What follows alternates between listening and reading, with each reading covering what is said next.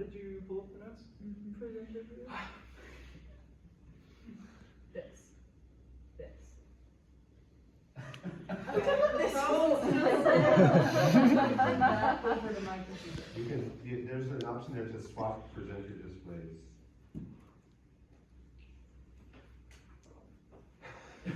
Oh yeah, bring that over here. Okay. Okay, great. We got this. Now what happens if we move slides? Is that It moved. Yeah. Okay. Oh, okay, that's awesome. Okay. We're so ready. Okay.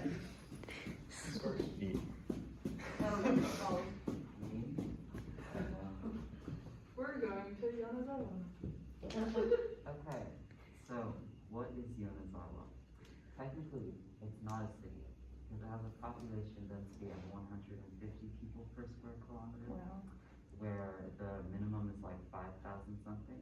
So it's actually a small town, so that's wrong. My bad, guys.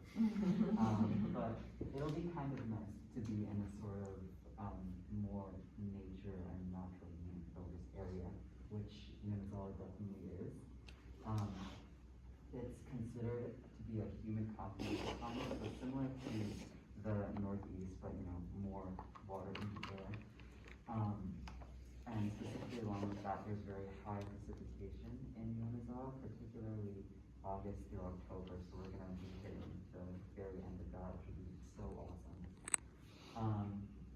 And the region itself geographically there's a lot of different kinds of features, particularly mountains in the south and east, and the Nogami River passing through the city.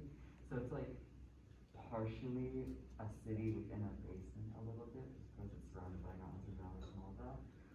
In terms of local goods, it's very famous for carp, apples, and its specific, I guess, brand of Wagyu beef, which is considered to be like one of the best in the world, which I'm very excited about.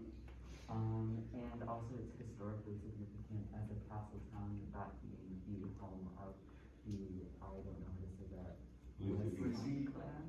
Uesugi clan? Yep.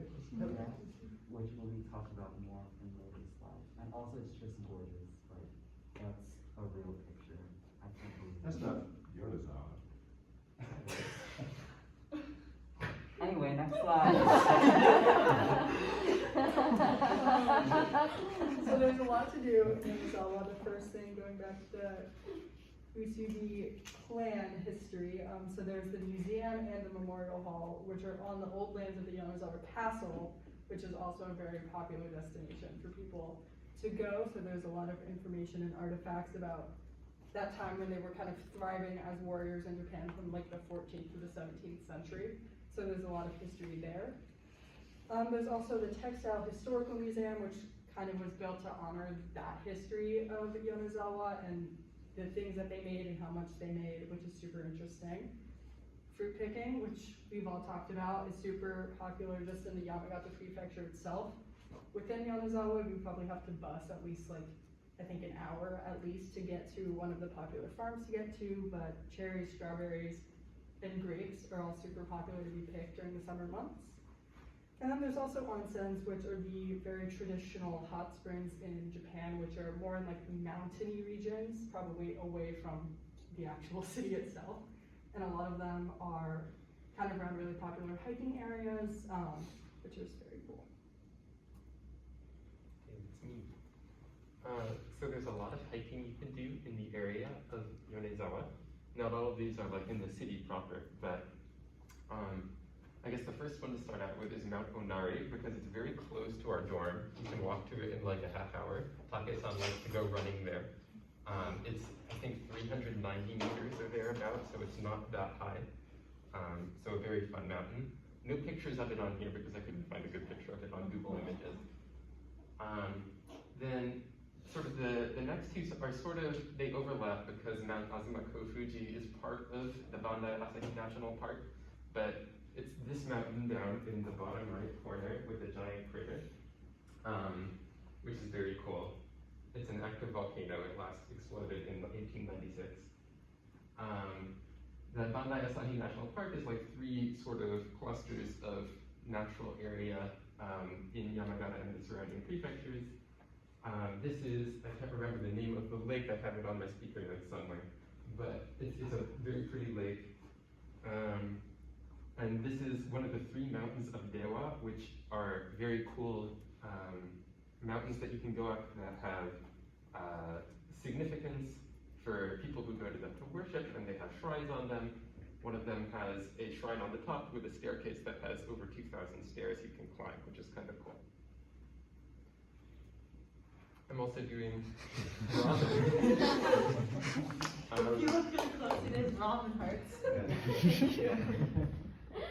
Courtesy of Winry, who has excellent image editing skills. I was not sure if that was edited or not.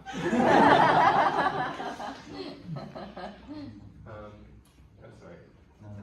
So there are a lot of places to go to, but I'm just focusing on 2 that were highly recommended by our Japanese student friends. So Kinchan Ramen is like an 8-minute walk from our dorm. It's very close by, and very highly acclaimed. This is a picture on Google Images that I hope is their ramen. That is exactly their ramen. Okay. And then Marugame Seinen is a udon place. It's a little farther away. It's like a 40-minute walk according to Google Maps, but it's all good. Yamagata Prefecture is the highest ramen consuming prefecture per capita in Japan, so they have good ramen. Yeah, so there's a lot of shrines and temples in Yonezawa, but I picked out 3 that I thought were kind of interesting. The first one being the Yusegi Shrine, which was talked about previously. It was built, so from what I've gathered, there was a castle here originally, and then somewhere in the mid-1850s, there was a law put in place. This is from Levi. There was a law put in place that only 1 castle could be in each prefecture, so the Yamagata castle still stands, but this one was taken down and the shrine was put in place there. Now, that one's in the top right there in the corner, and some of the original clan members were buried at that castle, and so the graves were moved a bit north, and that's the gravestone there in the middle, and that's the background, which is also very close to campus, and so we can go see that as well. Now, the 2 other ones that I thought were cool, the Sasano Kanondo, that is in the bottom right. That one is one of the oldest that I could find, built in 1806, and is known for at the moment it's known for the flowers that bloom there. They have over 2,000 flowers that are planted there, so it's very beautiful. And then Hosenji, that is a library that was built in the 1500s by a monk and samurai, I'm pretty sure, who wanted to start educating some of the people in Yonezawa, and so he gathered up as many books as he could and put a library there, which has just remained untouched, and so the original books are still there, which is very cool. That is a place I personally would really like to go to, but there's plenty more. I think I found over 20, but these were 3 that stood out to me. So as you can probably tell, trains, and especially the bullet train, is very important in Japan, especially when trying to go everywhere. So we went and figured we would go and see how far away some major cities and provinces are from Yonezawa. And there's 2 different times usually associated with time to take, because you have the bullet train and the normal JR train. This is a system of the bullet train, otherwise known as Shinkansen, and it goes everywhere from the north of Japan all the way down to Agashima-chu. It's incredibly complicated. I love bullet trains. This is a really cool thing I will definitely be using. There's a lot of interesting culture around trains, especially the Shinkansen. Every year they do a competition to see who has the best train food, which I thought was really fun. They're also highly punctual. All trains arrive typically exactly when they say they want to and leave exactly when they say they want. There's usually no lapse time at all. And I think it's really interesting, personally, how much they've developed trains over the past even like 20, 30 years to get to the Shinkansen we have today.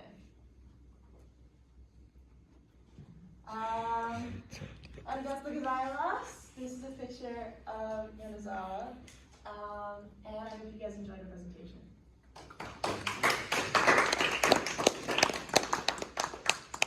Any questions? What are you guys most excited for? Hiking. I'm jealous that you have a hiking trail so close to the dorm. That's really cool. Your hiking trail is closer. Mine is? Oh!